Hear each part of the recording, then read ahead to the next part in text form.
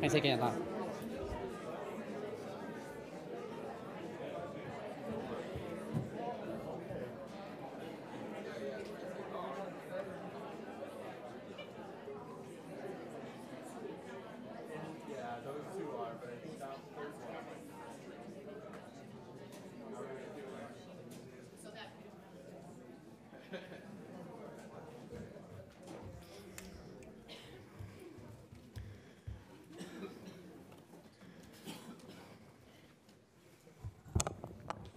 Okay, we have a good crowd. I think we can start. Being very un-Brazilian, we'll be very punctual. So I'm Monica de Bolle. I'm the director of the Latin American Studies program and the Emerging Market Specialization here at SAIS.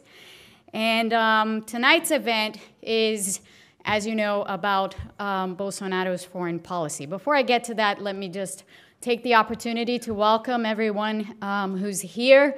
I know that we had some threats of inclement weather, so I'm glad that all of you made it. I'd also like to extend a welcome to all those who can't be here, but who are with us via live stream and are watching our event.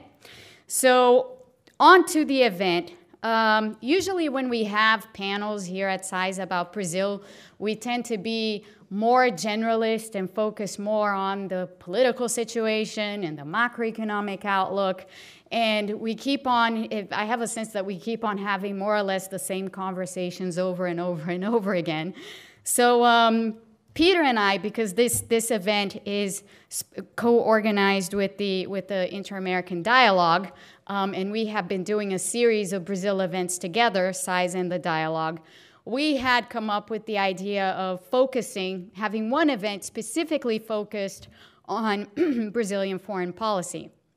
It hasn't been something that we've done an entire event on because Brazilian foreign policy hasn't been all that eventful in the last few decades. However, this has now changed, or at least it seems to be changing. And this is why we've convened this very distinguished panel to talk about and have a conversation with you about what foreign policy is likely to be under Bolsonaro. As all of you know, Bolsonaro was elected last October as the president of Brazil. He has been in office for a little less than a month and a half now.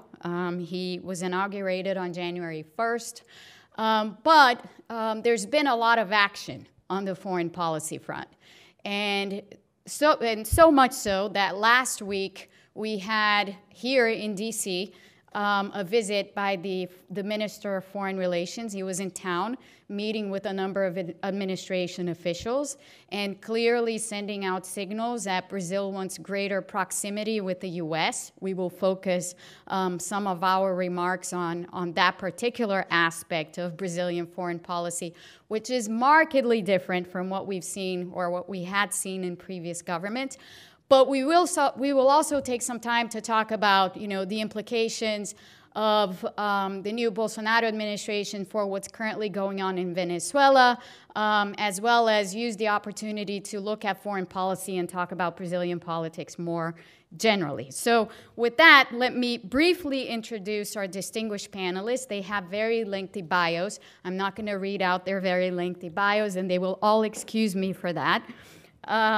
So we have Mr. Peter Hakim, who is the President Emeritus and Senior Fellow at the Inter-American Dialogue. As I said, we're partnering with the Inter-American Dialogue on these series of events about Brazil.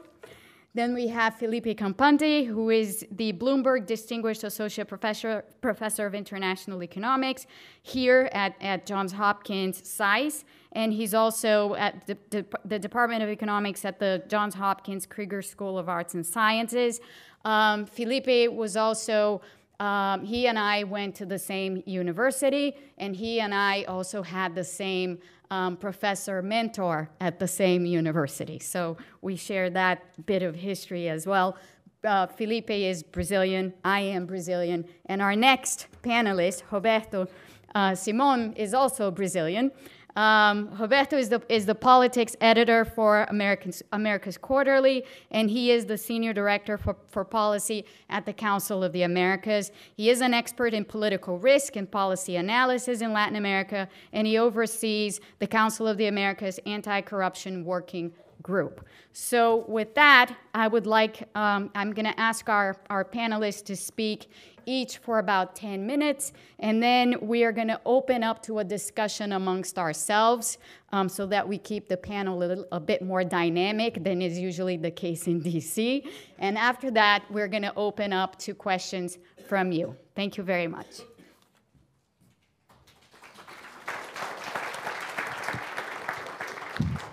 Okay, so thank you, Monica, for the invitation and the kind words. I would also point out that actually Roberto was a student of mine at Kennedy School at Harvard, so we're all kind of an academic intellectual family around here. So it's a pleasure to be here and to sort of try to elaborate a little bit on a number of things that I've been thinking about, kind of you know, as a result of all the transformations that Brazil are undergoing.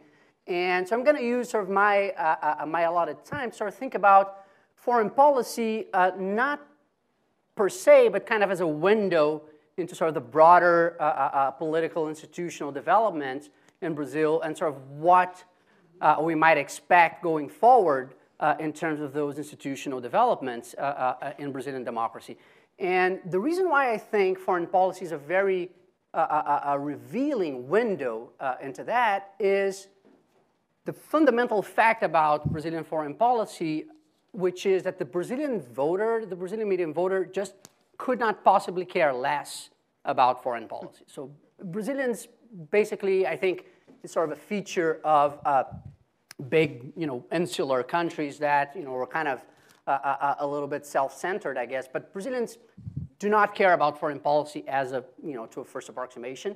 But that doesn't make it unimportant. It actually makes it more revealing, because that's an area where sort of governments can play to their base with very little cost in terms of electoral support, right? So they can use that to you know, throw some bones to their most devoted supporters, which might be actually upset about compromises that are done in other arenas. So I think that's something that happened very much. That was very much the case during the PT administration. I think we're still kind of dealing in South America with some of the negative consequences of that in terms of, you know, the crisis in Venezuela, for example, precisely because it's kind of a cheap way for governments to signal to their supporters that, you know, we're with you in spite of all the things that we're doing kind of in other arenas. Now, I think that looks like it's going to be very much the case with the Bolsonaro administration as well. So that makes it, you know, precisely because Bolsonaro represents such a departure from, you know, previous Brazilian governments. So that makes some of the foreign policy signals very unusual, right, so far. And that's kind of the first thing that jumps to the eye. So many things are kind of unusual. So one, perhaps less unusual, is sort of the embrace of the U.S. as a sort of, you know, in a very open and unabashed way, which is, you know, we can get back to this, and I guess Peter is going to talk about that a lot, but also sort of some weird focal points in the discussion in terms of foreign policy that are very odd if you think about sort of the trajectory of Brazilian foreign policies. So we've been hearing a lot about Israel, or we've been hearing about like Hungary, and, you know, this is not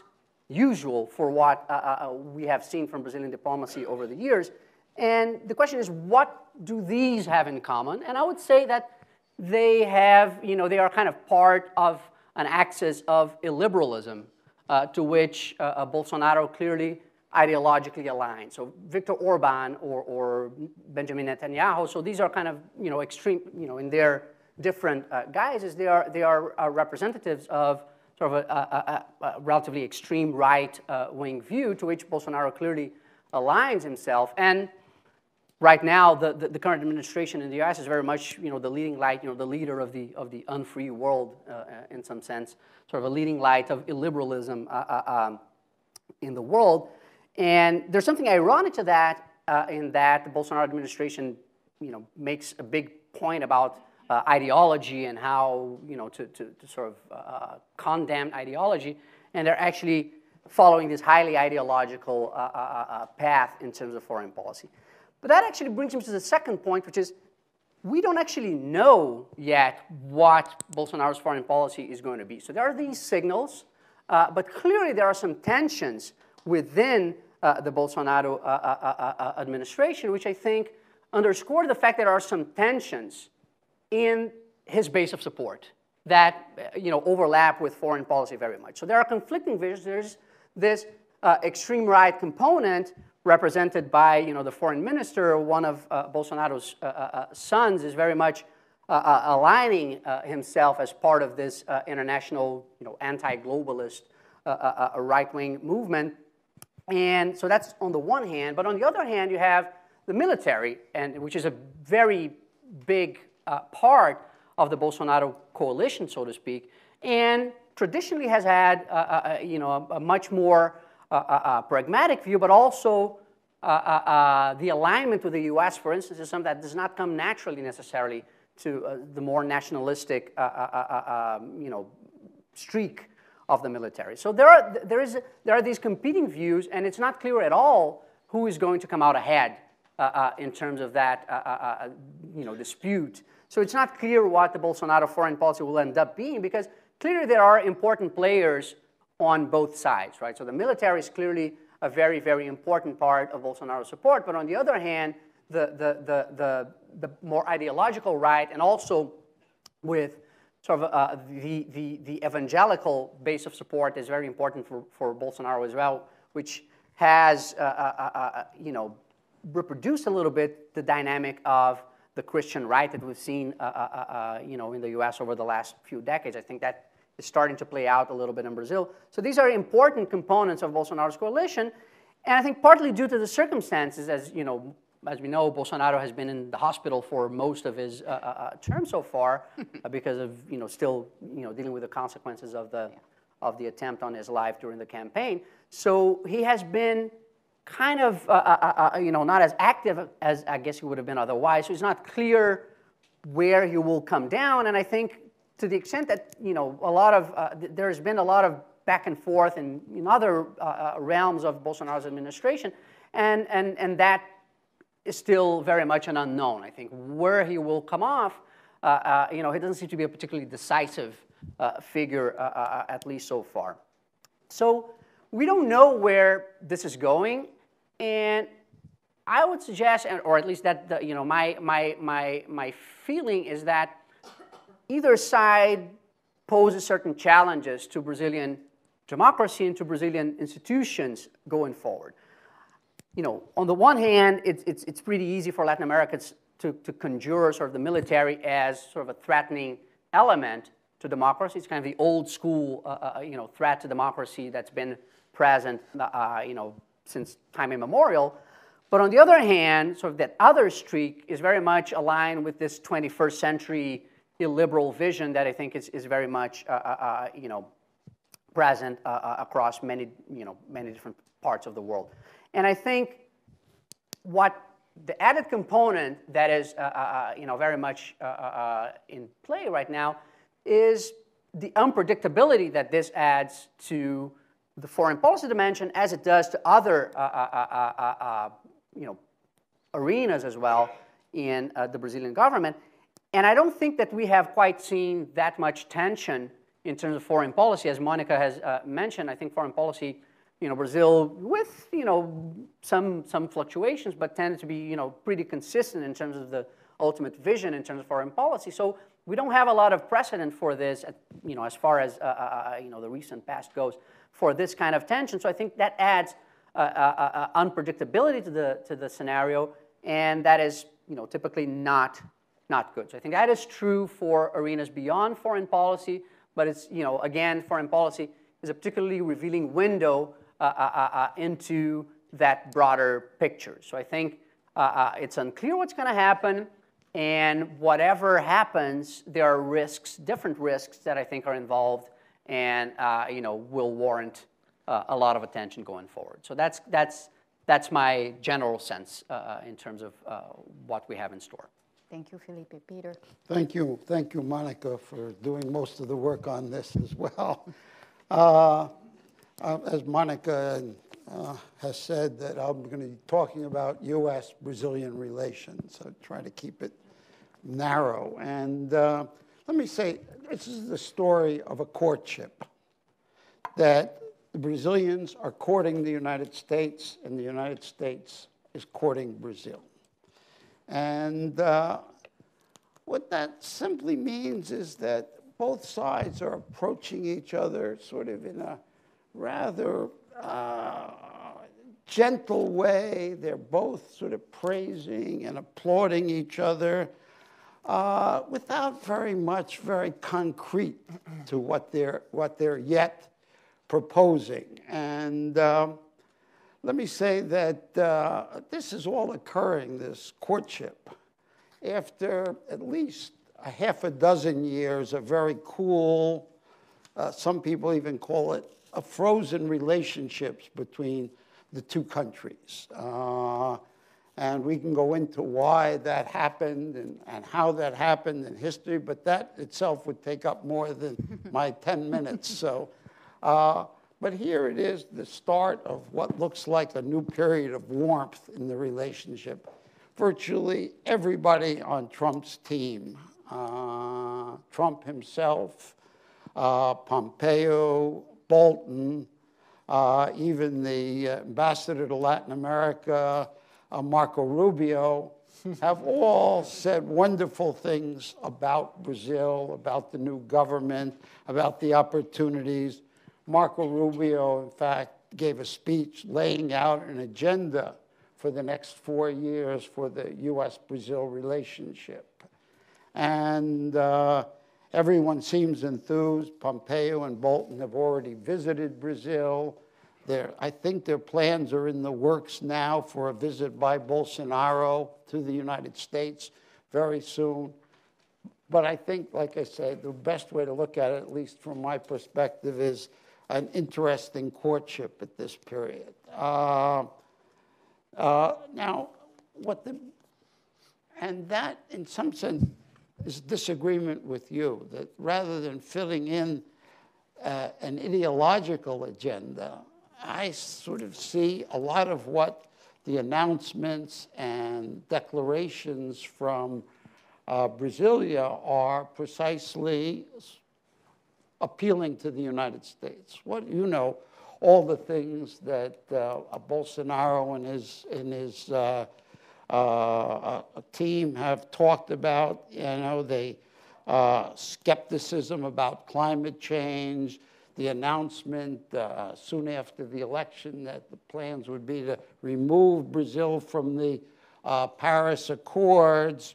There are others that pledge, like that you mentioned, of moving the Brazilian embassy from Tel Aviv to Jerusalem, an invitation to set up a military base for the United States, and it goes on like that. And of course, the support for a very tough approach to Venezuela, anti-left proposition, and even they talked about reconsidering the relationship with China, and Bolsonaro made a trip to Taiwan, which got China a little upset. And in any event, it's very clear that those things, what hangs together, is not necessarily an ideology so much, I think, as a way of sort of appealing to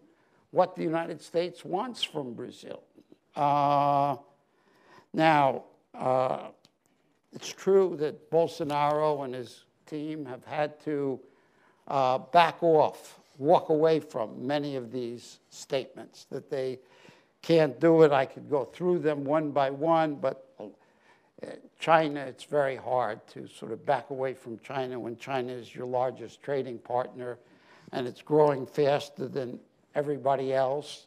And the growth has largely been because of China, Brazil's And Brazil is in the middle of a financial economic crisis that cannot. Similarly, trying to walk back a little the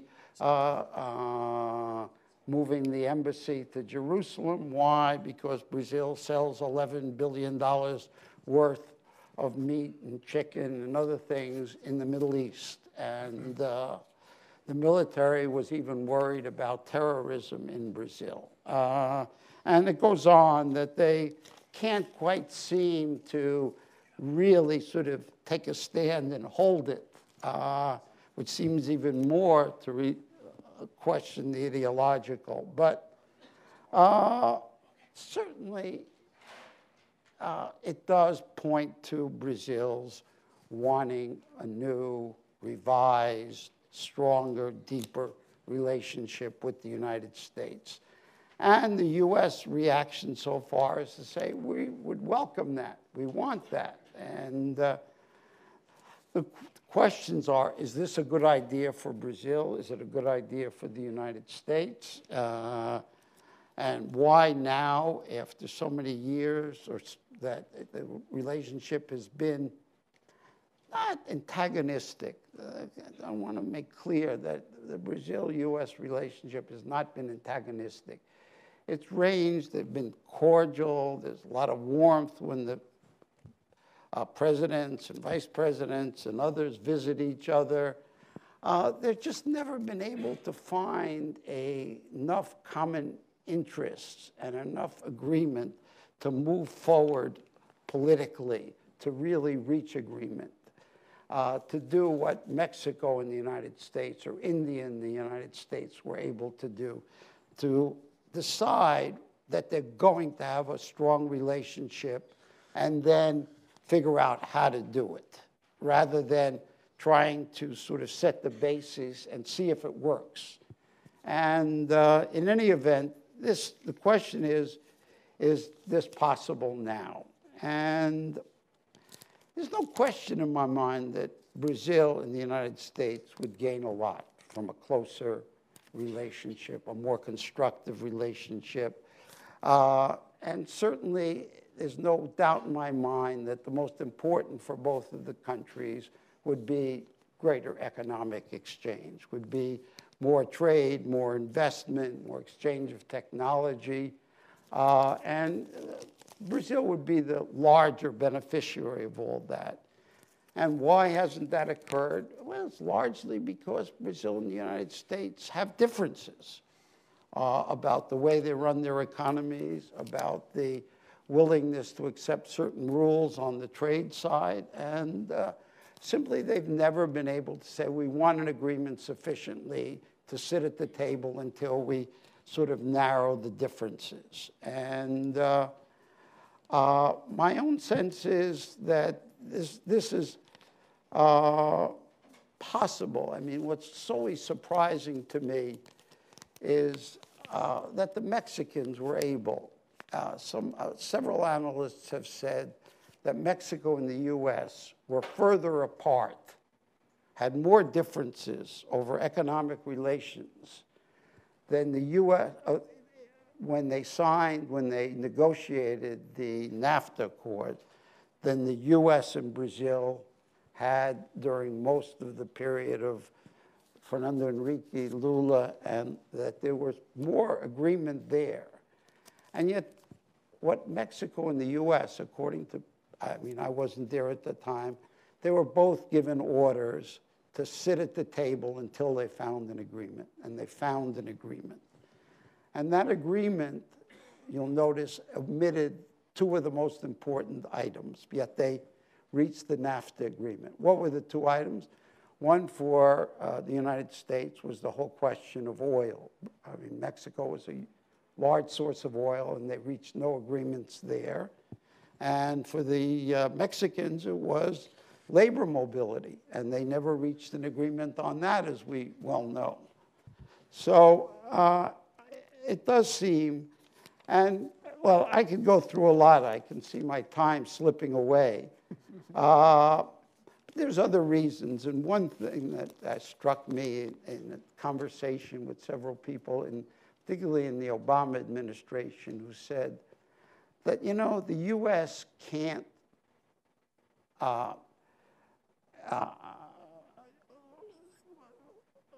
push out, can't do what it wants to do in the Americas, can't implement its agenda in the Americas unless Brazil is ready to cooperate.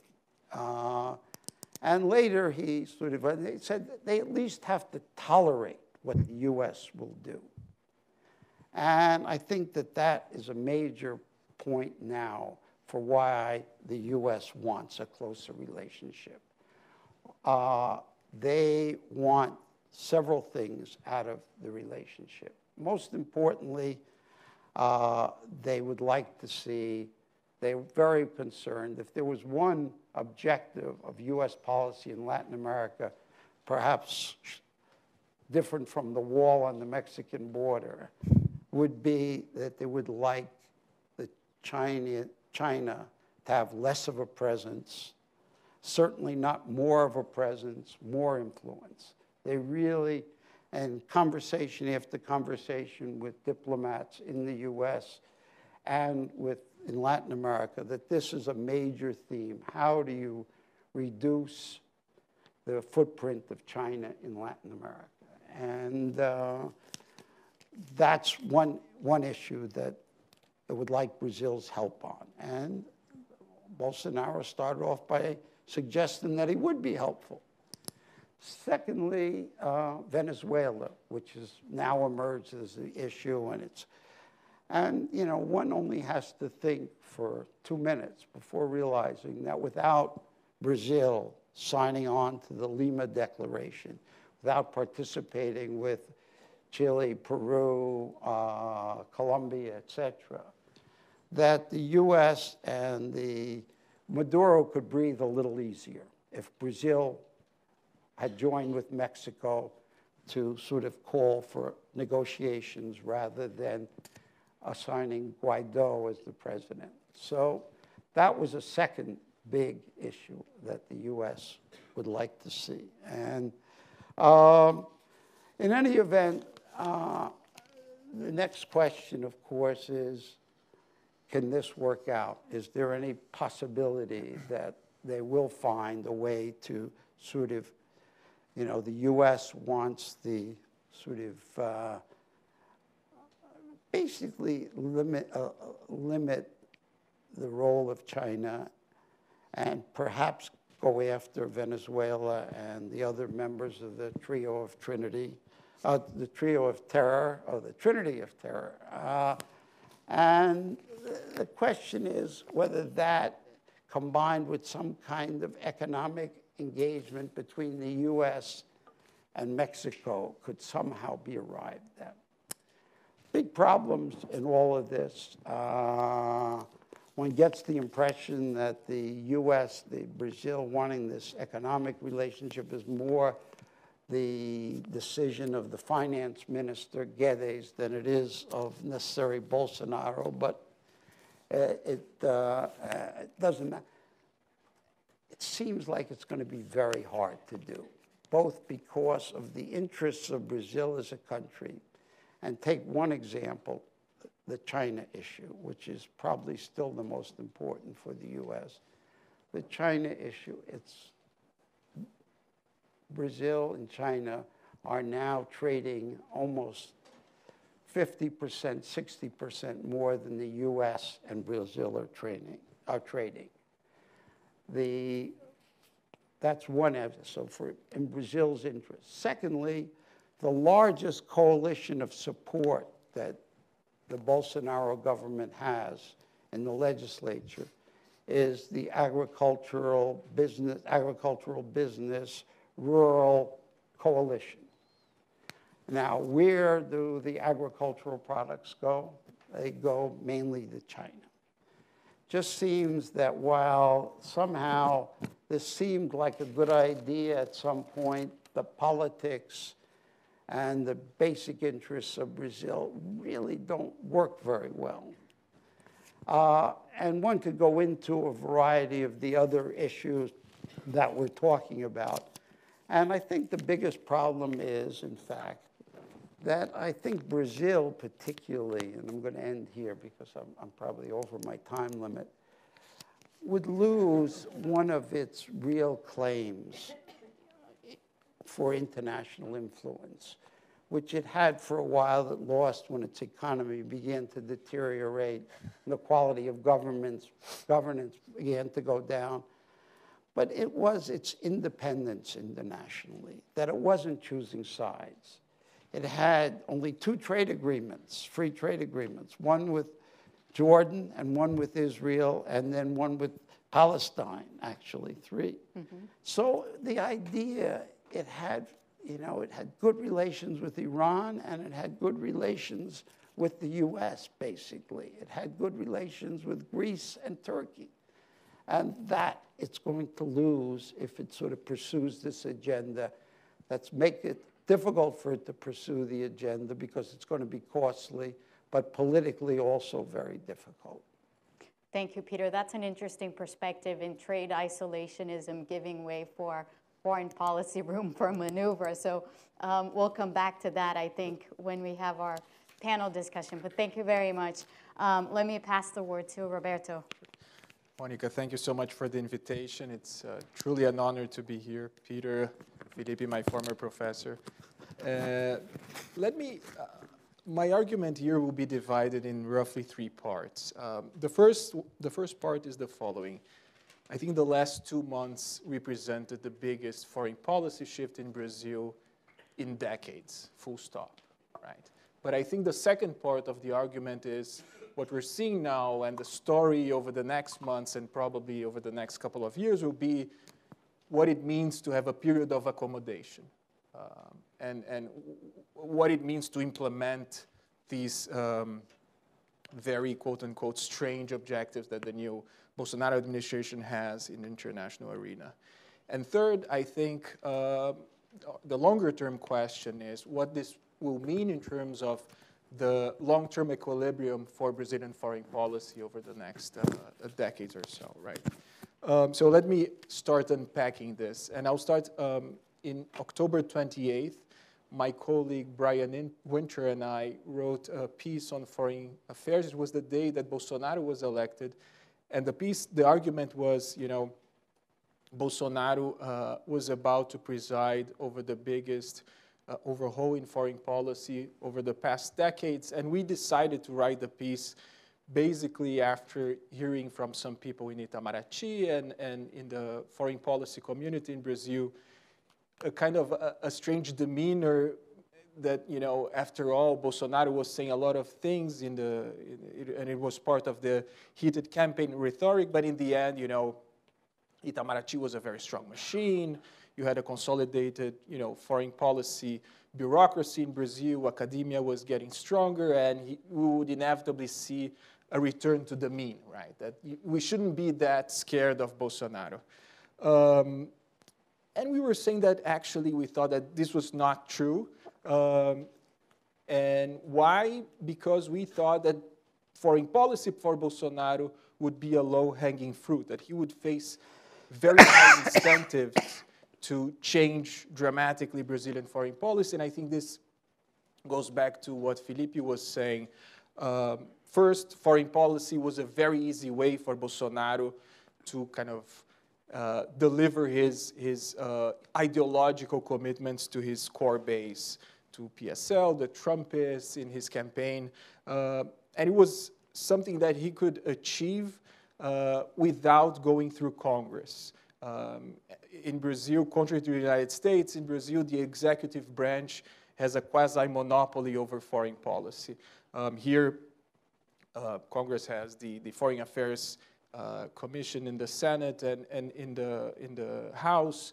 I worked as a journalist in Brazil covering international affairs and Brazilian foreign policy for several years. And the worst use of my time was to go to the Foreign Affairs Commission in the Brazilian Senate or in the Brazilian House. They were like about chatting with investors, not taking real decisions.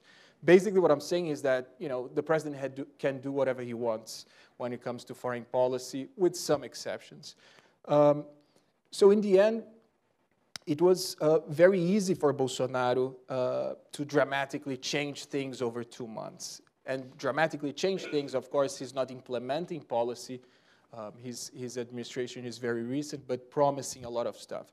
So we published that on October 28th. Then we had Araújo becoming foreign minister, Ernesto Araújo, who it was absolutely unprecedented for a mid-level career diplomat in Brazil to be catapulted to the rank of minister. Never happened before in Brazil. We had several ministers who were political figures like Serra, like Aloysio Nunes in recent years, but typically when a career diplomat was chosen, was a highly accomplished ambassador who would become minister. In the case of Araújo, the reason why he was appointed was exclusively based on ideology. He had published an article calling Trump the Hail Mary pass of Western civilization. He was very close to Olavo de Carvalho, who was a philosopher, quote-unquote philosopher here, lives near Washington. So this was absolutely unprecedented. The Itamaraty and the foreign policy community in Brazil was in shock. Then going back to what Peter was saying, there is this very unique moment in US-Brazil relations, right? John Bolton, on his way to the G20 summit in Bolsonaro, made a stop in Brazil to meet with President Bolsonaro in Rio. President Bolsonaro gave him a military salute, and I think in diplomacy, this type of symbology means a lot. Then, of course, the son of President Bolsonaro came here to the United States to meet with Jared Kushner. He was with the guy who's now the senior advisor for foreign policy at Planalto, Filipe Martins. Then, of course, Secretary of State Pompeo was in Bolsonaro's inauguration. Araújo was here last week. Bolsonaro is coming in late March. Marco Rubio is calling for the United States to go big in Brazil. He published a piece with that title on CNN. Basically, we're seeing something that it's completely unprecedented in US-Brazil relations. Then we have Venezuela. And I think the decision of recognizing Guaidó as the interim president, it's not surprising itself. I think the counterfactual here, what would Temer as president do? I think he would do the same. Because Temer would not be with AMLO and Uruguay, and on the other side, Colombia, Chile, Argentina, and the rest of Latin America and the United States, of course. But the key issue for me is the motivation behind Brazil's decision. And when you look at what Araújo has been saying, what Filipe Martins has been saying, they look at the Venezuelan crisis as this episode in a decade-long struggle against the left in Latin America. So the discussion is not really about democracy in Latin America. It's about Foro de São Paulo, who's a quasi-conspiratorial theory that the left is articulated in Latin America to overthrow Christians and good people, whatever that means. And then you have to stop Maduro no matter what. This is really important because it will be determinant of Brazil's position when a true transition begins in Venezuela. Because what would you do with the roughly 40% of Venezuelans who declare themselves Chavistas? They may hate Maduro, but they have they identify as they like Chavez or the role that Chavez played in history. This is according to polls. And then after Venezuela, let me see my notes here. We had, of course, the UN Global Compact on migration that Brazil decided to withdraw, although we don't have a real problem of migration in Brazil. It was 100% ideological. Mr. Orban did it. Salvini did it. The Chileans, surprisingly, also did it. But it was also announced on Twitter by the president to mobilize his base and so on and so forth. Brazil did not withdraw officially from the Paris Agreement, but in practice, Brazil has abandoned its carbon emissions targets. The foreign minister is a climate change denier. The Minister of the Environment is also a climate change denier who promises to ignore fully the issue of climate change to focus on business opportunities for agriculture. So we also have that. And on trade, I think, for me, it's a big question mark because we haven't seen anything meaningful yet. I do think that the Paulo Guedes, the Minister of Economy, Paulo Guedes, and his team will actively try to get part of the trade agenda, particularly on trade and investments. But at the same time, they don't have the technical expertise to negotiate.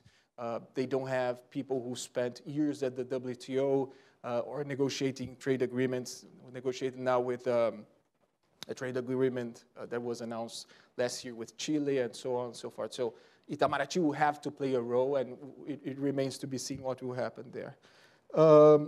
So after going through this list, is this the new normal in Brazilian foreign policy? And I think, so the alternative, is this the new normal, or are we seeing a period of unusual activity that will lead to some accommodation? I think the latter is more likely. And if we take a step back and look at the history of foreign policy in Brazil, I think there are two periods that have some resemblance to what we're seeing here.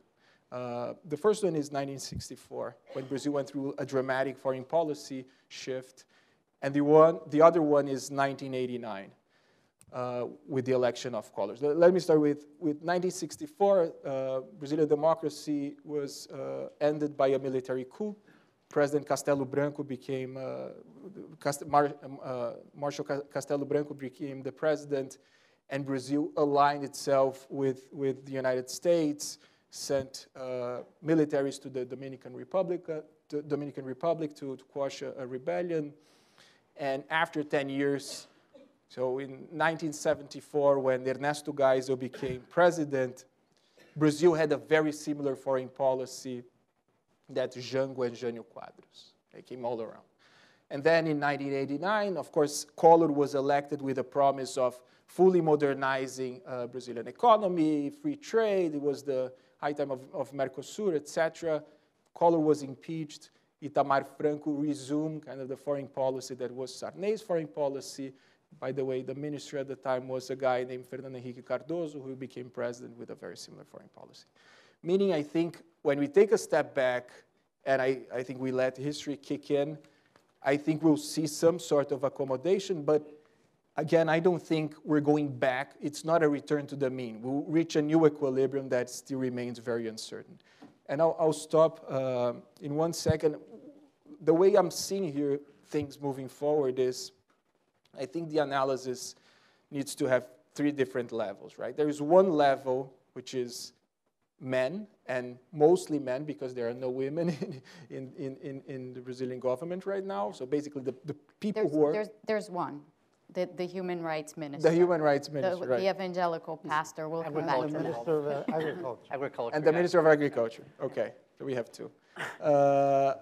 So basically, I think, we have to look closely at the dispute of power behind foreign policy. I know Monica wrote an interesting piece recently on how the militaries, particularly Mourão, but others are trying, to become more influential on vis-a-vis the foreign policy machine. So I think we have 3 main groups, right? We have the Bolsonaristas, we have the militaries, and we have Paulo Guedes. I think this vying for power will be very interesting to see and will be certainly determinant for foreign policy moving forward. The second level, I would say, is the interplay of interest groups and the government. So the agricultural caucus in Congress, but I would say also big companies exporting agricultural products that tend to dislike the idea that climate change doesn't exist because they know it's bad for business. For Brazil to be branded as a country fighting against climate change is bad for them.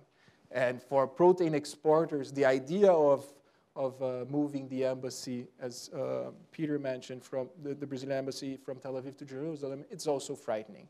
Or the idea that the foreign minister is portraying Brazil as a Christian crusader and is kind of anti-Islam is also frightening when, a huge chunk of your exports are going to the Islamic world. And then I think the third, and also very important, when you're talking about trade liberalization, there's a reason why trade liberalization did not happen in Brazil until now. It's because industrial elites are super powerful, the Fiespes, et cetera, and it's going to be a big battle to see how they can shape the foreign policy agenda moving forward. But the third level of analysis that I would put is, Brazil's or long-term interests as a country, and as a state. I think, one question that we should be asking is, can Brazil simultaneously be very aligned with the United States and seek a more prominent role in international affairs? I don't think so.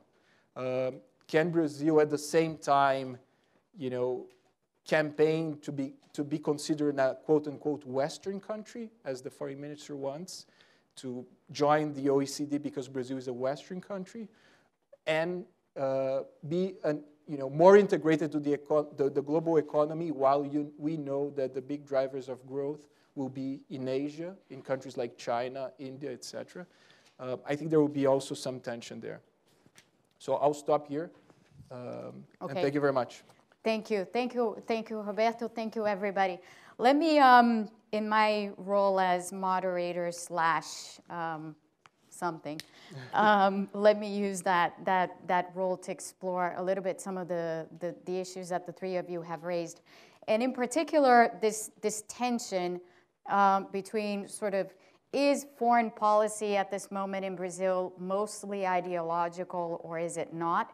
And the role of the generals, which I think is, we've talked about the military, the three of you mentioned the military, but I think it deserves a deeper exploration, because as all of us here know, Bolsonaro's rise to power and Bolsonaro's anti-establishment campaign was extremely effective, but it was very effective for a host of reasons, including the fact that he was very much able to sense and be the thermometer of what the country seemed, where the country and where the population seemed to be moving at that particular juncture, at this particular juncture that we're facing now.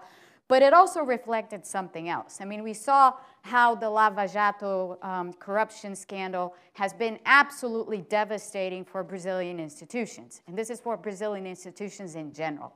It has hurt the executive power because there were people in the executive branch involved in corruption. It has hurt the legislative power because there were many politicians in the legislative power involved in corruption.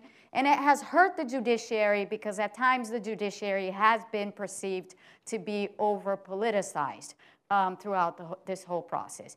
So the two institutions, let's think of it this way, the two institutions that were basically left standing after all of this were the military on the one hand and the churches on the other. The Catholic Church in Brazil no longer has the same influence that it used to have.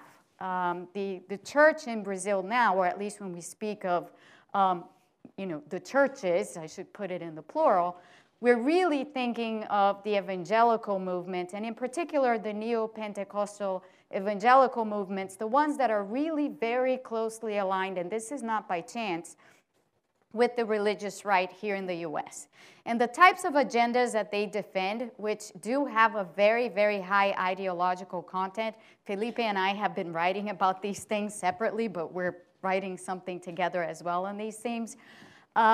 This very deep ideological content that exists in this agenda is very much reflected in the Bolsonaro foreign policy agenda, if we were to put it this way. So I'm sort of disagreeing a bit with you too, Peter, in that I could tell. I do view the agenda as having this ideological streak that's coming from this base of support for Bolsonaro, which is very aligned with this religious right. This religious right in Brazil isn't new. It's been there for a while. What is new about it is that for the first time, we saw it become a cohesive movement. It's always been very fragmented. It's had different influences in different parts of the country, but it's never really united in the way that it did during the elections of last year. And they really did. They provided really strong support for Bolsonaro, and the evangelical pastors played a very strong role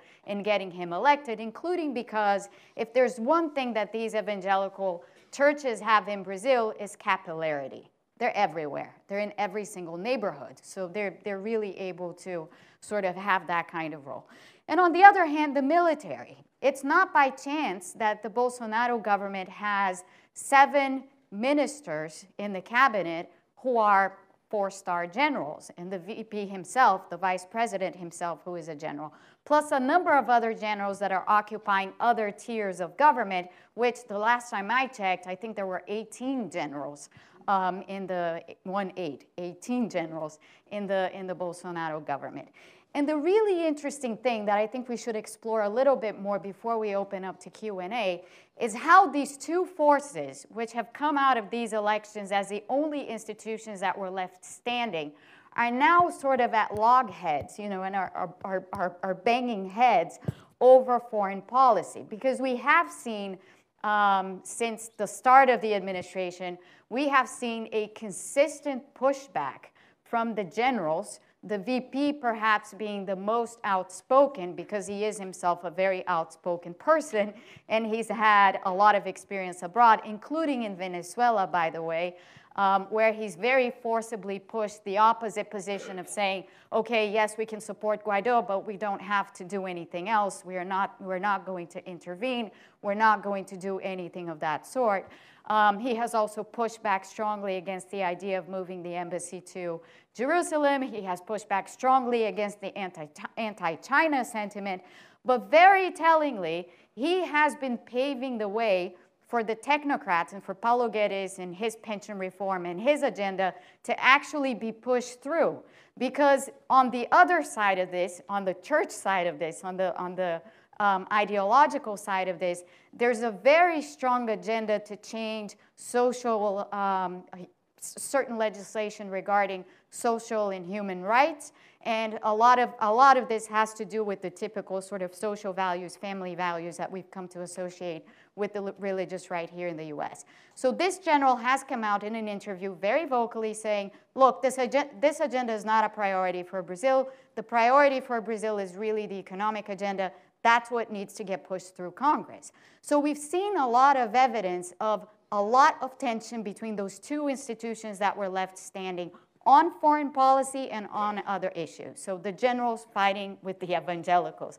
And I'd like, if we could, in the minutes that we have left before we open up to Q&A, to explore that angle of things a little bit, because this is unique, right? We haven't seen this happen in Brazil before. So if anyone wants to take a jab at that. Well, let me, go ahead. No, you can go ahead. Yeah. No, what puzzles me, though, a couple of things about Brazil foreign policy. Long time I've been puzzled by some of it, but one here, when you say it has an ideological underpinning, and then you talk about the Christian churches, the evangelical churches, you talk about the military, you talk about the agricultural interests, you're really talking about interests. Now, each of those groups has an ideology, but it doesn't add up to a sort of some kind of grand ideology. And indeed, the question that is puzzling to me is when you look at all the things that Bolsonaro has said, Guedes has said, the finance minister, what would be for the Bolsonaro government a successful foreign policy? Where would Brazil be if he was successful? What would Brazil look like? What would it look like internationally? And the second question, you know, Brazil is something of a regional power, and we mentioned only one other Latin American country in the discussion was Venezuela. And the relation with Argentina is very important, et cetera. And so what would a successful policy look like, I think is crucial to answering some of your questions. I mean, you asked too many to. If I can say something about this, kind of, you know, picking up on what Peter has said, you know, I think I have to disagree to agree with Peter in some sense. It's like the opposite. You know, I think we agree in sort of because the fact that they have an ideological component doesn't mean that they have a coherent ideology, right? And that's, you know, and that's at the heart of it. You know, some parts of the base of the Bolsonaro coalition, if you will, have a distinct ideological vision, but that is not shared by other parts of the coalition. And then what comes out of this becomes very uncertain. And that's where I think the crucial challenge comes, which is fundamentally, I think Bolsonaro is a very weak presence. Because, if you think about the military, for instance, the military is a highly hierarchical, meritocratic institution, and Bolsonaro was a very undistinguished officer, right?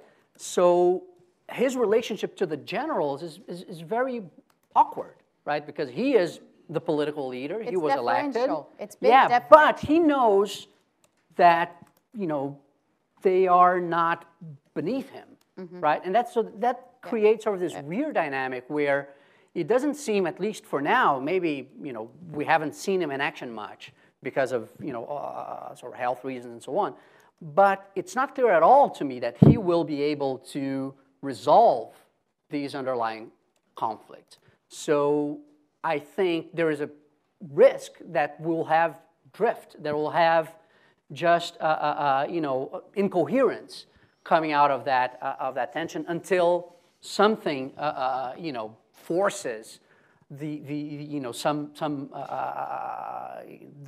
something to emerge out of this incoherence. So I think the uncertainty is profound because there is this ideological incoherence in his or tension in his base, and it's not clear at all that he's in a position to really play the role of solving that tension. Yeah, of mediating. With the Roberto, do you want to come in on your accommodation point with respect to this? With the risk of sounding a bit postmodern, I think all foreign policies are ideological to a certain extent, in the sense that they reflect the ideological preferences and the political affiliations of the president. This is particularly true in Brazil. When we think about Lula on the stage with Evo Morales with a necklace of coca leaves, or with Chavez, or we think about the relationship that Fernando Henrique Cardoso had with Bill Clinton, with some areas of this. There were clear ideological DNAs there. The question for me is, what will happen with these three groups that represent very different interests and ideologies? And I refer to, the militaries, the true believers, PSL, evangelicals, etc., and the Guedes crew. When these ideologies start, conflicting. And with the military specifically, I had the opportunity to work with them in Haiti, and I think Haiti was the big laboratory for this. Many of the generals who are now in power were force commanders in Haiti, starting with General Heleno, who's Bolsonaro's main advisor right now. And of course, usually what you see in the Brazilian press is, look, the militaries have a very nationalist view of politics. You have to read what Meira Matos was writing in the 60s, or Golbery, to understand them.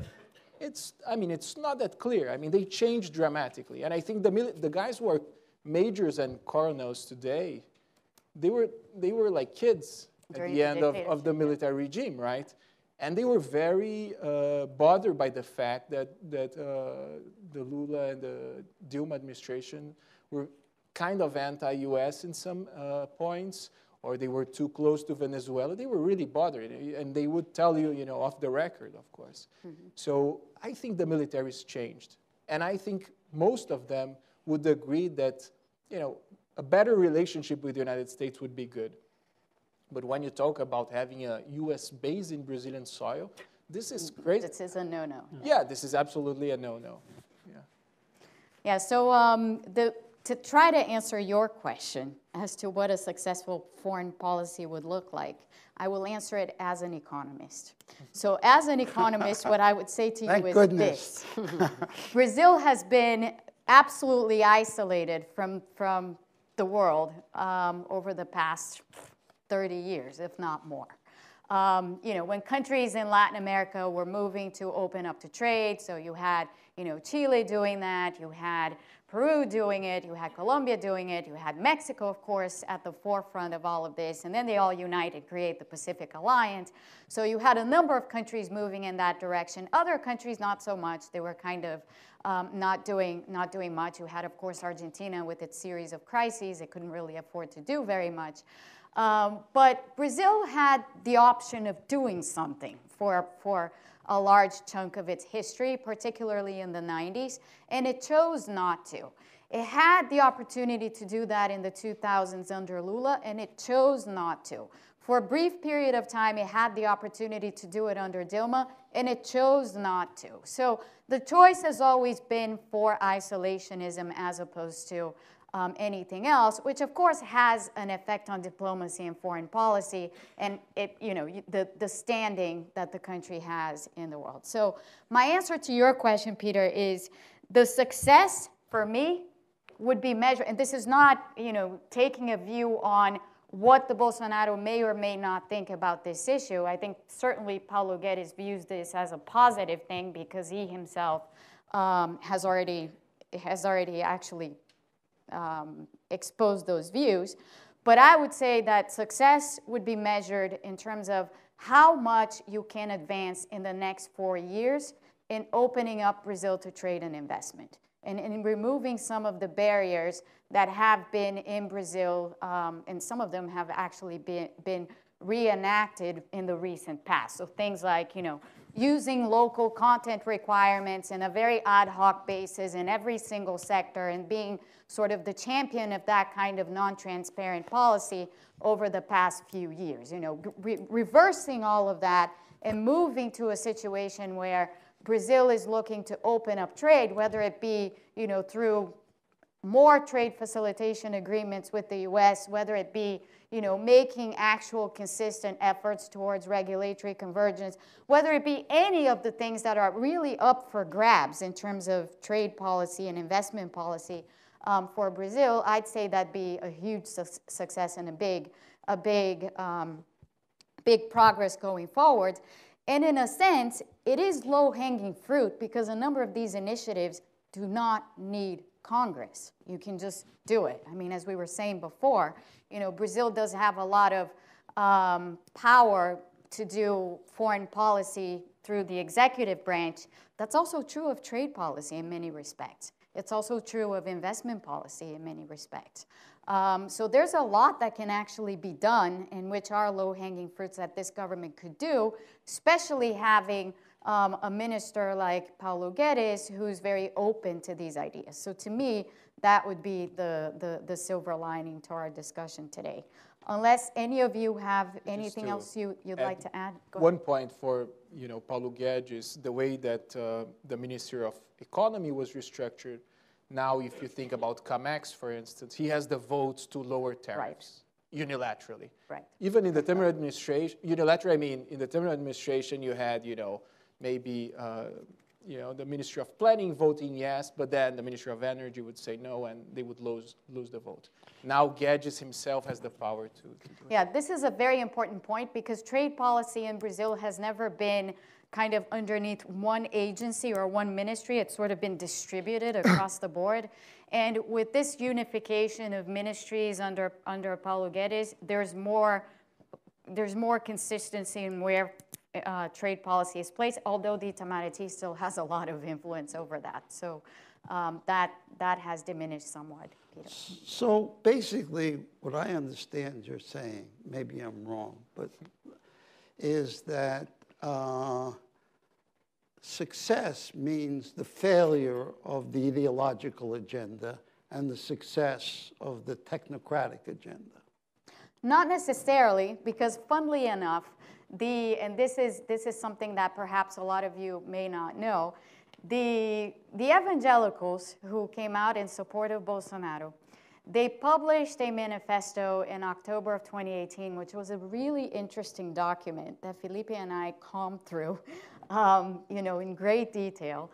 And that particular document was not focused only on the social agenda, on the family values agenda. There was a lot on that. But there was a portion of this document which was written up as a government platform, and this group actually handed this document over to Bolsonaro right before the runoff at the end of October of last year. And there was a detailed portion of the document that spoke of trade specifically. So it spoke of opening the country up to trade. It spoke of, getting rid of isolationism. It spoke of a lot of these things, which comes back to a point that Filipe made earlier, which is the ideological incoherence. Because you have some of these guys from the religious right actually embracing policies that are very pro-market and are very liberalizing in the sense that we've been discussing. But on the other hand, you have a portion of those guys who are anti-globalists, as reflected by, the words of the foreign minister himself. So I think within the whole, going back to your point about ideology and Filipe's about ideological incoherence, that's exactly where we see that tension. So it's not necessarily incompatible with the ideology. It just depends on what the ideology ends up being. So unless you guys have anything else to add, I would like to pass the word on to the audience and start taking questions. Okay, so I would ask, when I call on you, we have microphones around the room. I would ask that you please state your name and affiliation and make your best effort to make what you say a question. Okay. So let me start right there and then come back here to the front. So I'm Nick Burns, intern at the Wilson Center. I wanted to ask Dr. Simon a little bit about this sort of anti-globalist faction in the Bolsonaro government. A lot of these other factions are more or less known entities, right? The evangelicals, generals, but this group, I mean, although certainly there's similarities to Orban and Trump here, they seem to me, I guess, a little more mysterious. So just, or if any of you had any more insights into not just what these people are against, but if anything, what they're for, and what to sort of a little more on their ideological sort of content, if there is such a thing. Yeah. Thank you. Well, I think a big part of what they say is directly borrowed from Trump's playbook. And sometimes, in the Brazilian context, it doesn't make much sense. For instance, the rage against migrants or things like that, that it's not an actual problem in Brazil, potentially with the exception of Venezuela. northern Roraima. It's a state in the border with Venezuela that really received thousands and thousands of Venezuelan refugees. But I think there is this, this idea that Trump, again, in this crazy, and I shouldn't use the word crazy, but in this reality, this space disconnected from reality, there is this idea that Trump is an enlightened leader who's leading the United States to an era of progress and security with a border and a wall. And people in Brazil take this seriously. And they're very influential on social media, on Twitter.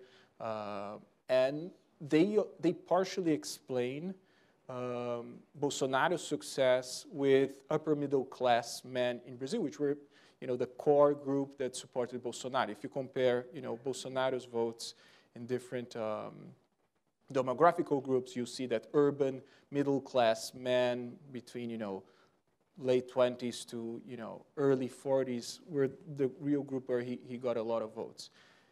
But again, it's connecting Brazil to this axis that is fighting globalism with Salvini in Italy, with Netanyahu in Israel, with Trump in the United States, with Brexit in the UK. But will it move the needle in terms of the next election? I'm not sure. I think it's for the consumption of a very specific group that, again, it's overrepresented on social media, and they do make a lot of noise. Yeah. Hi, Kevin Healy from Georgetown University. I'm adjunct faculty in the Latin American Studies Center. I wanted to ask about a component of foreign policy for Brazil, which would be its drug policy toward its neighbors. Brazil cities, we know, particularly Sao Paulo and Rio, are plagued by all kinds of violence and crime and illegal markets for cocaine.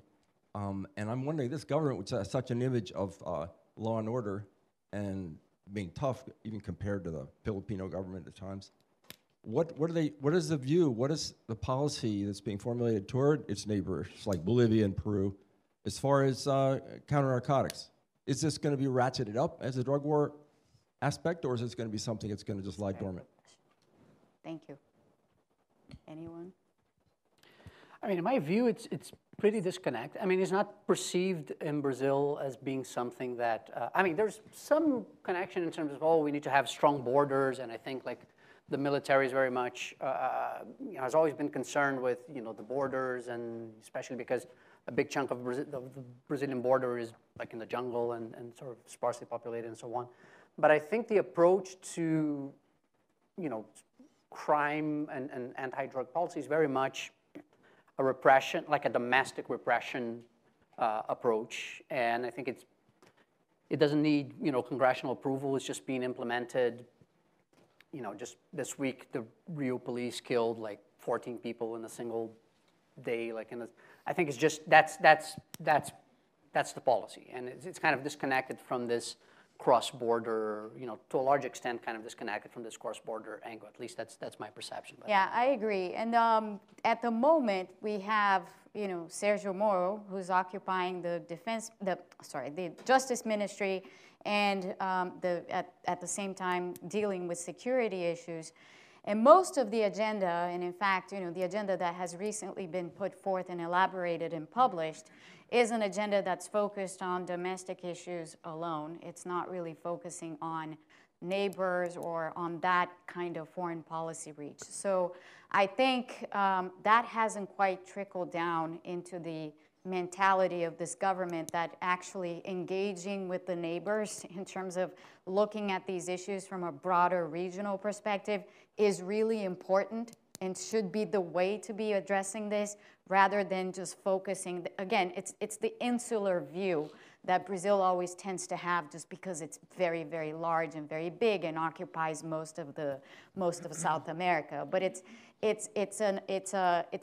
the wrong way to do things, because of course, whatever is done in Brazil affects its neighbors, and whatever its neighbors do affect Brazil. So, but there hasn't been any articulation of foreign policy in that dimension. The entirety of the drug issue has been focused on domestic. There doesn't seem to be at the moment, no.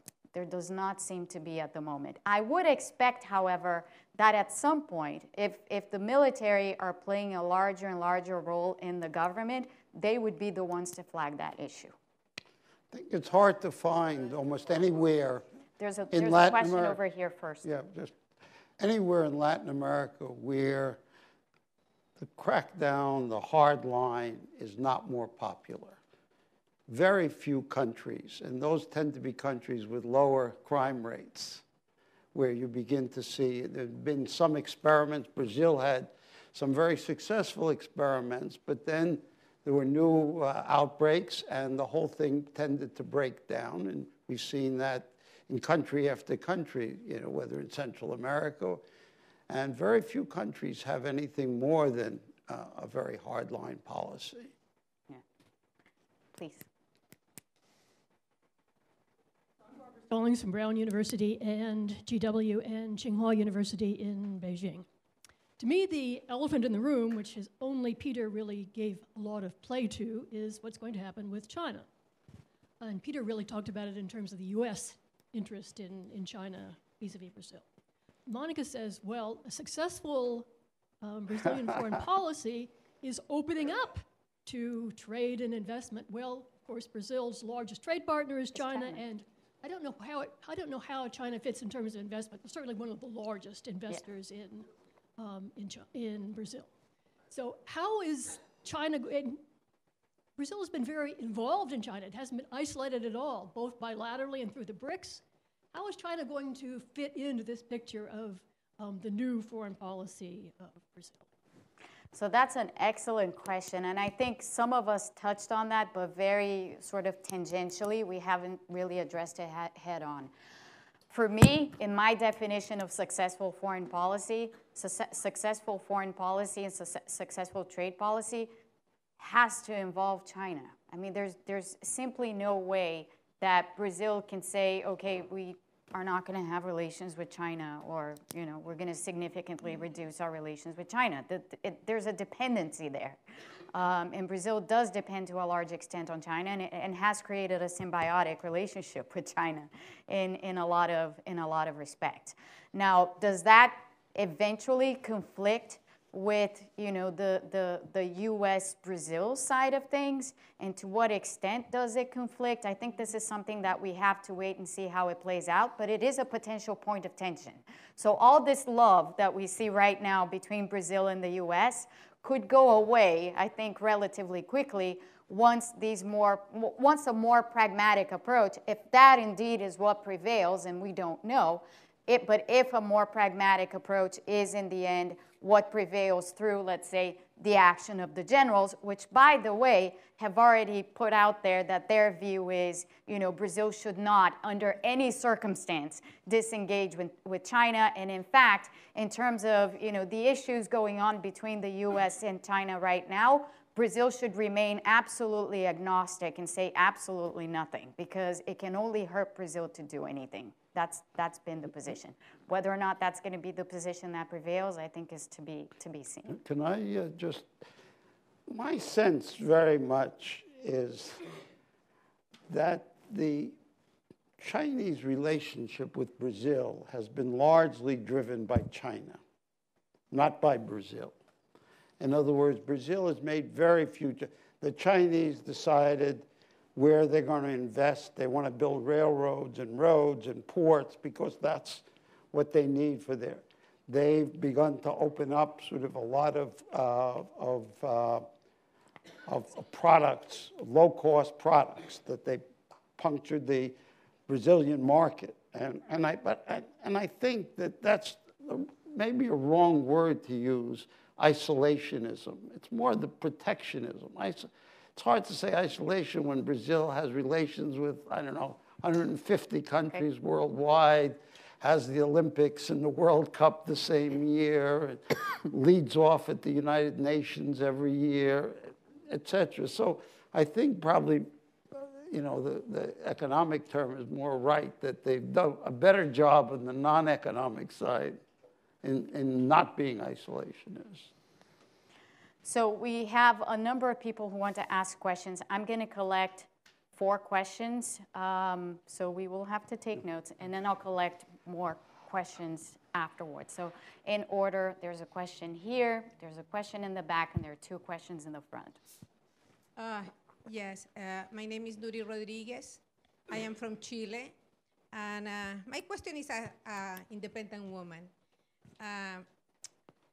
I saw that actually Venezuela, the inflation in Venezuela, a monthly is 368% approx monthly, and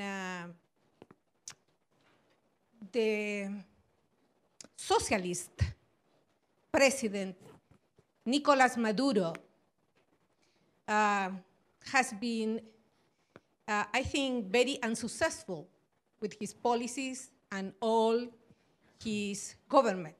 Therefore, I would like your opinion, both of you. What do you think about human rights, about the poverty in Venezuela, about that the people there do not have anywhere to go for a health issue? The children are starving. Everybody is almost dying because no food there. What is your opinion? Because you mentioned that Brazilian president is supporting the new president that Chilean president support too. And also President Trump, USA president, and also another one, Colombian. And therefore, I would like your opinion. Do you think that is wrong to support No, I don't think any of us said that, but I'll come back. No, but therefore, I would like your opinion because Yeah. you look like you are really understand very well a lot of subjects regarding policies, regarding economies. But my question is, as an independent woman, I have children, I have family. What do you think about food, about health, about human rights? We will get to it, although this is a panel on Brazil. Yeah, So but therefore, my panelists, do you think President from Brazil should not support that kind of issue in our country, in our continent? Let's just move on and we'll get to your question. Why? I'm collecting 4 questions so that because we're running out of time. Thank you. Thanks. Hi, Natalia from Brazil. I'm a MIPP student here at SAIS. So I think that Roberto mentioned that he believes that Temer would do the same regarding Venezuela and the recognition of Guaido in Venezuela, not to be in the wrong side or whatever that means. My question is, what extra steps does the panel think that President Bolsonaro would take, that President Temer would not take? And what would be like kind of a successful foreign policy towards Venezuela in the opinion of the panel, please? Thank you. Missy, right here, 2 questions. Boa noite, eu sou Timóteo. Boa noite. Yankee, 30 years in the Foreign Service, but 72 to 74, consul in Porto Alegre, Rio Grande do Sul, military government. I've had 30 years of nothing but dictatorships, so I'm trying to be more progressive as I mature. I'd like to do a follow-up on the crime issue, because the answer basically was that's a Rio problem and the favelas and everything. It is a serious foreign policy. I was ambassador in Paraguay and sent Alfredo Stroessner to watch Xuxa in Brasilia on TV. You have a new government, dynamic, young government in Paraguay where I was ambassador, not the old goat. Sir, we just need a question. Yeah. Otherwise, we're going to And they're going to go right in the face of their big next-door neighbor, because Ciudad del Este is a city that is the most corrupt, according to the OAS, the most corrupt city in the hemisphere. So what's your question for the panel? It is the more corrupt city in the world, one guy said. So what, don't you think that when the other people in this world jump on the president that wanted to shoot his son, will make him instruct the people to pay attention to that awful border on crime and corruption and sin and drug trafficking, or not? One more. Good evening. My name is Chris Orr. I'm a contractor with the Defense Security Service down in Quantico. However, I am not here on official DSS business, just on my personal time. My prior background is as an Air Force officer with the Department of Homeland Security, both CBP and ICE, and as an overseas private military contractor. That long preamble aside, my question also pertains to the crime problem in Brazil. As I'm sure you are all aware, one of Bolsonaro's recent proposals to help fight the crime issue was to relax a lot of the opprobrious, laws against private gun ownership in Brazil, to allow private citizens to more easily own firearms to defend themselves. Bolsonaro's policy or philosophy being that the police can only be so many places at once. And I can personally attest that gun rights advocates in this country share that same philosophy. We have the cynical joke that when seconds count, the police are just minutes away. So with that in mind, I was wondering, how do you foresee the success of Bolsonaro's proposal? Do you see his proposal for advancing private gun ownership as ultimately attaining success? Thank you very much for making a question a question. Let me start by addressing your point, which was not a question, and it was not a question about Brazil, but let me just address it so that we're very clear on what we're saying here. None of us is defending the Maduro dictatorship. None of us. And I think that should be vehemently clear. What all of us have said here is that there is, of course, a lot of things that we don't know how they will play out in Venezuela. And the position, this is just a statement of fact, the position that the part of the Brazilian government has taken to date is to be non-interventionist. Taking that point to Natalia's question, which was about, what is a successful policy towards Venezuela, quite frankly, it's very hard to say, right? I mean, it's a country that is in the middle of a crisis that we don't know how that's going to unfold. A lot of us have been working under the assumption that what events that have recently happened will inevitably lead to Maduro being toppled. But what if that's not the case? Or at least what if that's not the case in the near future? I think all of us would like to see that be the case, but what if it's not? So I think my colleagues here may have other views, but I think at this moment, I would say that we don't really know no country really knows, especially in the region, how to deal with the Venezuelan crisis, because the Venezuelan crisis is already affecting everybody in many, many ways, including this awful humanitarian crisis that's happening with refugees across the border. So that being said, I'll let you guys take the rest. Let me start by saying that what we're seeing here in Venezuela is the worst humanitarian crisis in recent history in Latin America. Is just, human rights violation en masse, and it's just one of the worst tragedies we've seen recently. So the impression that someone here is defending the Maduro dictatorship is just insane. But anyway, I think what I was referring to specifically regarding recognition of Guaido, and I think Natalia's questions goes to that direction, is you have several countries that recognize Guaido as the interim president based on the constitution that was approved by Chavez in 1999. It was basically, if we don't recognize Maduro's last election, which was completely, it was based on fraud, we recognize the vacancy of the presidency, therefore the president or the speaker of the Asamblea Nacional becomes the acting president. This is the starting point of a larger discussion about transition in Venezuela. If you look at academic research on transitions in Latin America, I think it's a kind of a consensus that agreed transitions work better. They produce better democracies, and they reduce the risk of civil war or political violence. The question is how you apply that to Venezuela, right? I am of the opinion that you have to bring certain parts of the regime to the negotiating table, and find some sort of solution without Maduro, without Diosdado Cabello, without people who are not only deeply involved in human rights violations, but also in crime and money laundering and so on.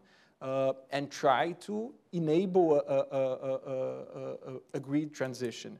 And I say this, I think Brazil played a very negative role in Venezuela during the PT years as an enabler of, the demolition or the gradual demolition of democracy in the neighboring country. And I'm thinking specifically about, how Brazil protected internationally Venezuela, how President Lula supported, for instance, Chavez and Maduro during elections, the chief strategies for the PT campaigns, João Santana, who's now in jail, did several campaigns for the Chavistas. So after that, my fear is that what we're seeing now from Araújo and other folks is basically saying we don't want to talk about we don't want to recognize the fact that actually Chavistas have some support in Venezuela, and there's no room for discussing. This was the position that the foreign minister took when countries met in Uruguay recently to discuss potentially starting a dialogue on Venezuela. I think it's extremely radical, and if you close all doors, you basically force the regime to become even more violent and even more when you have, as Bob Dylan would say, when you have nothing to lose, right? And I fear that could be the outcome in Venezuela. Thanks. Do you want to tackle the firearms question? Yeah, so I'm going to just, I have nothing to add on the Venezuela point. I agree with what's been said. I would use that as an example of sort of the perils of ideological, using foreign policy as an ideological playground. I think that's what guided a lot of the misguided policies towards Venezuela from the previous, from the PT. But on the crime question, so first of all, I want to clarify that it's not, I wasn't describing my view in terms of the separation between crime versus, foreign policy. That's my perception of how the topic is seen in Brazil. I think, definitely there is obviously sort of a transnational component to that, but I think that's not recognized in the policy debate very much. It's like a very, it's not a prominent link. So I was basically kind of describing that as I see. Now on the issue of guns, I think it's another issue where it's coming from an ideological attachment to a policy solution, and not coming from an evidence-based approach. I think the evidence suggests that it's not going to work, and I agree with General Mourão actually, who said, look, this is not a policy to fight crime. This is just to fulfill a campaign promise, and that's it. I think that is what it is, and that's unfortunate, because I think policy should be guided by evidence and not by ideology. Yeah, Let me just make one point on Venezuela, if I can. Excuse me. That I think you're right that part of the PT policy was rather deplorable. But the distinction between the PT policy and Fernando Enrique Cardoso, for example, when you had the FARC in Colombia, where they did nothing. When you come to that Brazil now with Bolsonaro, Brazil isn't doing a whole lot with regard to Venezuela. It's just sort of raising its hand and saying yes when all the other Latin American countries are saying yes. It's not taking any. The fact is that Lula did keep Brazil out of the ALBA, didn't put it in. It didn't allow for the television network to go forward. In many respects, that Brazil was doing exactly what you said, was sort of keeping the lines open. And unfortunately, Lula did come out and support. I think that was a mistake and all. But I don't think that the distinction between Brazil and some of the more conservative governments was all that different during the period of the Chavez regime. Yeah, I think, well, we differ on that, for sure.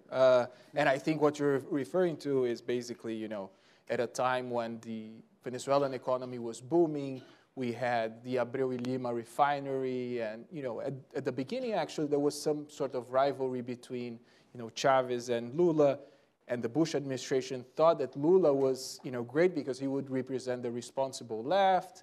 I think this was at the early stage, right? The 2005, 2006. What we've seen later on, when it was clear that the Chavistas were not there for democracies, that elections were being rigged, was a different approach.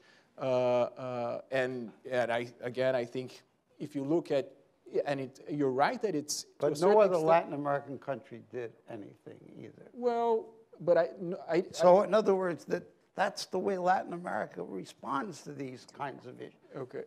I see Monica just going like this. Let me just say. Okay. Well, but I don't recall, the chief marketing strategist of the Kirchners going to Venezuela. I don't recall the road that, Odebrecht doing what, the metro, the subway in Caracas, or JBS having a quasi-monopoly on meat distribution in Venezuela because they had all the connections in Caracas, right? I think there was some distinction there. It was not like, Brazil was acting like Chile or, Colombia. But that's, again. Unfortunately, I'm going to have to wrap up. I know that there are many questions in the room, and I didn't do justice to this side of the room. There were a lot of hands raised here. I apologize. We ran out of time. But here's the silver lining. We have been putting together with the dialogue these events on Brazil, and we will continue to do so. As you can see, it is ripe for discussion. There's discussion amongst the panelists, which is not something that you usually see in DC. The panelists do not agree with each other, and we make a point of not agreeing with each other in order to make the discussion more lively. So with that, I would like to thank you very much for coming. I would like to apologize to those of you who didn't get to ask a question. But I would like to also extend to you an invitation to come to our future Brazil events, because we will do more. Right, Peter? Right. So there will be many more instances with that. Thank you.